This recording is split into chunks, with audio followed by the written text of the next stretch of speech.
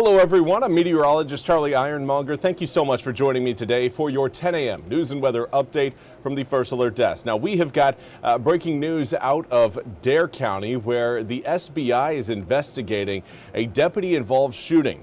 Last night at around 11:15 p.m., Dare County deputies say they were called to Hatteras Village for a report of domestic disturbance involving a shotgun. When deputies got to the scene, they say the suspect got into a car and took law enforcement on a chase. The chase ended when the suspect stopped the car and got out. One deputy was injured while trying to arrest the suspect, who officials say was being combative. According to officials, the deputy fired 2 shots and injured the suspect. The deputy and the suspect were taken to the Outer Banks Hospital by Dare County EMS. Officials say the deputy was treated and released, while the suspect was airlifted to a Virginia hospital for further treatment. The SBI was called in and is investigating the deputy-involved shooting. Criminal charges have been issued against the subject, though deputies have not shared their identity. The SBI will share more information when it's available. And we also want to highlight a drug and gun violation from a man who was on probation. This is according to police and officials with the North Carolina Department of Corrections, who conducted a compliance check on 34-year-old Taquan Sauls at around 11:30 a.m. yesterday. Now, police say they went to the man's home on the 700 block of Candlewood Drive after they received multiple complaints related to possible drug activity there. At the home, officers found drug paraphernalia, marijuana, and a gun. Police say the gun was reported stolen out of Greenville. Warrants say the gun is valued at around $450. Sauls was arrested and charged with the following: possession of a stolen firearm, possession of a firearm by a felon, exposing a child to a controlled substance, simple possession of marijuana, and possession of drug paraphernalia. Sauls was also served with probation violation paperwork. He was taken to the Lenoir County Jail under a $100,000 secured bond. And now we want to turn to news out of Washington, where yesterday Special Counsel Jack Smith took the stand in an oversight hearing. NBC's Alice Barr has more. In a sometimes combative hearing on Capitol Hill, former special counsel Jack Smith standing by his past investigations into President Trump. Our investigation developed proof beyond a reasonable doubt that President Trump engaged in criminal activity. The 2 federal cases on the president's handling of classified documents and interference in the 2020 election results, both scrapped before he re-entered the White House. But Republican anger over what they believe was unfair targeting continues. It was always about politics.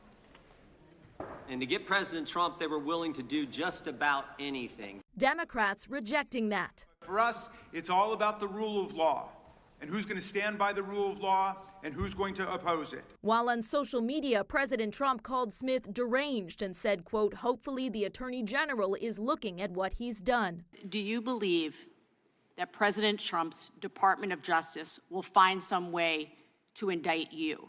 I believe that they will do everything in their power to do that because they've been ordered to by the president. Smith adding, I will not be intimidated. Republicans also accuse Smith of spying on GOP lawmakers for seeking their phone records. The egregious abuse of power. Smith said the records that did not include content of calls were necessary to determine the president's contacts during allegations he sought to delay the January 6th election certification. My office didn't spy on anyone. Police officers injured defending the Capitol on January 6th were in the room and visibly frustrated throughout the hearing. In Washington, Alice Barr, NBC News. Well, thank you, Alice, for that report. We now turn to your weather forecast. It's looking like a cooler day than what we had yesterday, but certainly not to the point where we are going to anticipate any sort of winter weather today. That is now shifted, well, now Hasn't shifted. It's again continues to hang on around Saturday and Sunday, particularly Saturday night into Sunday morning. But now Sunday's air temperatures through the day have risen enough to where freezing rain no longer a major concern for Sunday night into Monday. Inland areas, far inland areas closer to I-95 may have to again deal with more of that ice threat late Sunday night into Monday. But most of eastern North Carolina again is now looking more at a rain event. Cold rain, but rain nonetheless. And for those of you who were hoping for snow earlier this week, I do sincerely apologize. I was one of you. I'm still wishing we could have had snow, but this is a system that the low pressure systems got too close to eastern North Carolina. They brought in a little too much heat, and well, that's kind of ruined the snowfall forecast. It takes a lot. It takes a lot of everything coming together just right in order to get snow here, and unfortunately things aren't going to be coming together just right to give us a snowy weekend forecast. Right now, air temperatures generally in the mid to upper 40s, with some of us already into the low 50s, but we also have the low 40s closer to the Virginia line. Right now, 42 degrees in Ahoskie, 43 in Roanoke Rapids. Compare that to 52 we're seeing in Beaufort. We've got about a 10-degree spread across the east right now. Now, northerly winds right now are blowing in at a fairly light 3 to 8 miles per hour. But here's kind of a breakdown of what we are looking at. Now, for tonight into tomorrow, we are going to cool down. That low pressure system you're seeing approaching eastern North Carolina, really kind of over the western half of the state there. So long as that cold front stays down to our south, once that low pressure system rolls by, we are going to be introduced to, again, a very cold and frigid air mass. That is what's going to introduce us to the first step of the winter weather process. You got to have cold air present. By the time we wake up Saturday morning, cold air will be present. And then we've got this other area of low pressure you're seeing back towards Dallas. That one initially this week, earlier this week, was expected to stay down to the south, down near Cape Fear. Watch where it goes now. Again, moving its way towards Memphis and then heading up towards Norfolk, Virginia. That is why we have lost out on our snowfall potential. That is why we have even lost out on some ice accumulation potential as we head into Sunday, really midday, through Sunday night into Monday morning. At this point, again, we may end up having to pull back a bit on ice accumulation expectations because that low has moved so far north. A lot of the cold air that would have been present, again, is going to get shoved out because that low pressure system is going to bring in additional warmth. So, if you're wondering, well, what happened? Why did the snowfall forecast go away? Why is now kind of it turning into just a rain event? It's the position of that low, moved too far north, introduced us to too much heat, and that is, again, going to keep us in more of a wet forecast. Overnight lows Sunday night into Monday morning, down around freezing, kind of near 31, 32, 33 degrees. And that's not going to, again, be cold enough to create widespread freezing on elevated surfaces. You got to get a little bit cooler than that because as raindrops fall, they do hang on to a little bit more heat,